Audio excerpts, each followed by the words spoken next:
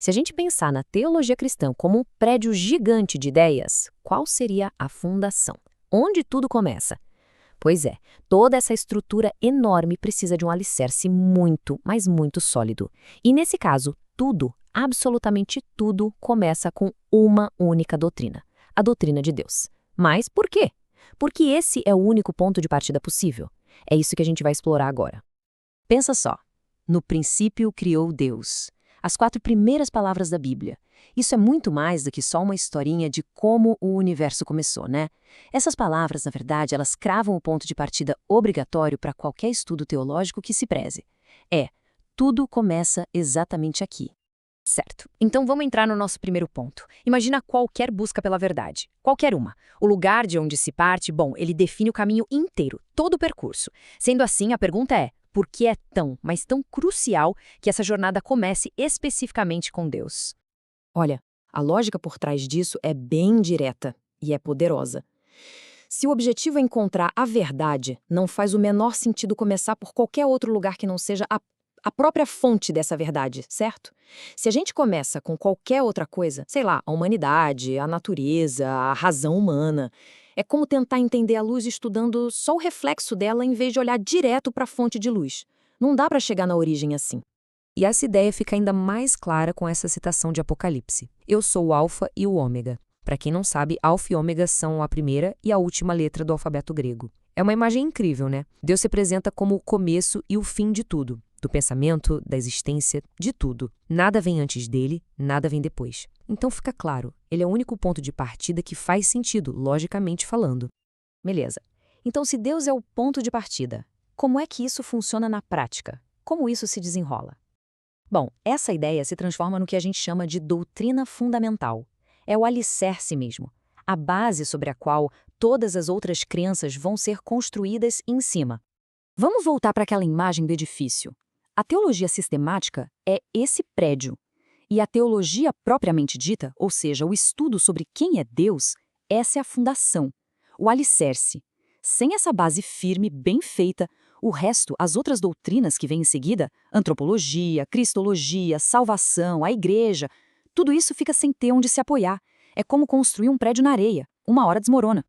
E olha, as consequências de acertar ou errar nesse ponto de partida são gigantescas. É tipo um efeito dominó mesmo. Se a gente começa com uma visão torta, incorreta de Deus, isso vai derrubando todas as outras peças. Leva a erros em cascata sobre quem nós somos, sobre o pecado, sobre Cristo, sobre a salvação. E o resultado? Uma religião meio vazia, centrada na gente. Agora, o contrário também é verdade. Uma compreensão correta de Deus funciona como uma chave mestra, sabe? Ela abre a porta para entender todo o resto.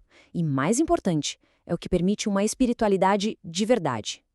Mas calma lá, isso aqui não é só uma questão de organizar as coisas academicamente de forma bonitinha. A importância dessa doutrina vai muito além. É algo profundamente pessoal, espiritual. Aliás, tem gente que diz que é o assunto mais nobre, mais elevado que uma mente humana pode contemplar. O ponto central é o seguinte: a prática da fé, ela depende do conhecimento. Pensa bem. Como é possível ter uma fé de verdade em alguém que não se conhece direito? Como alguém consegue orar de fato sem ter a menor ideia da natureza de com quem está falando? Não dá. Por isso, um conhecimento correto de Deus é o que alimenta, é o combustível para uma vida espiritual forte de verdade. E se ainda existir alguma dúvida da importância disso, aqui o próprio Jesus eleva a coisa toda a um outro patamar. E a vida eterna é esta, que conheçam a ti. Ou seja, a vida eterna não é só sobre viver para sempre, é uma qualidade de vida definida por conhecer o Deus verdadeiro. Isso dá uma dimensão, um peso fundamental para esse estudo, não dá? Ok, se entender quem Deus é tão central assim, como é que a teologia organiza as respostas para aquelas perguntas gigantes que todo mundo tem sobre ele? A resposta para isso está num sistema de pensamento que tem um nome: teísmo escritural.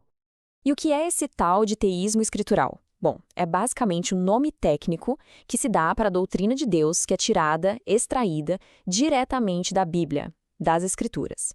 É o sistema que organiza o que se pode saber sobre quem Deus é e o que ele faz, tudo com base naquilo que ele mesmo revelou sobre si.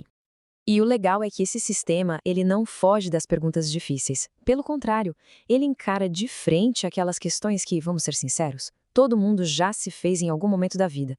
A começar pela mais básica, a primeira de todas. Será que Deus existe?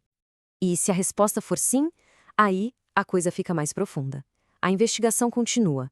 E as próximas perguntas são simplesmente inevitáveis, né? Quem é esse Deus? Como ele é? Qual é a vontade dele? E, para fechar esse ciclo de perguntas, qual é a relação dele com o universo, com tudo que existe? Como ele se conecta com o cosmos e, claro, com a humanidade? Essas são as grandes, as enormes questões que o teísmo se propõe a responder. Então vamos para a parte final. Vamos ver o que exatamente o teísmo escritural afirma. Quais são as respostas que ele dá para essas perguntas tão existenciais? Primeiro, o teísmo afirma a natureza de Deus, e isso é chave. Não se trata de uma força cósmica, uma energia impessoal, mas sim de um ser vivo e verdadeiro. E aí vem uma lista de atributos. Ele é supremo, infinito, eterno, ou seja, completamente independente de tudo que ele criou. Mas, ao mesmo tempo, ele é onipresente e onipotente, o que significa que está totalmente envolvido com a criação. E o caráter dele? Santidade, amor, verdade. Isso forma o padrão moral absoluto de todo o universo. Em segundo lugar, o teísmo afirma o papel de Deus. Ele não é um relojoeiro que criou o mundo e foi embora, sabe? Não. Ele é tanto o criador quanto aquele que sustenta, que mantém tudo funcionando.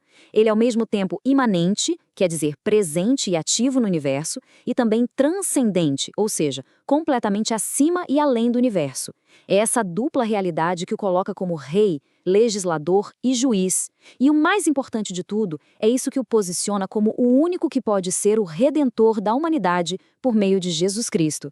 E tudo isso nos deixa com uma última reflexão. Se ter um conhecimento correto de Deus é o alicerce para a fé, para a espiritualidade e até para a vida eterna, então a grande questão que fica não é só teórica, é muito prática. Como é que esse conhecimento pode ser aprofundado e principalmente vivido no nosso dia a dia? É uma pergunta para a gente guardar e pensar a respeito.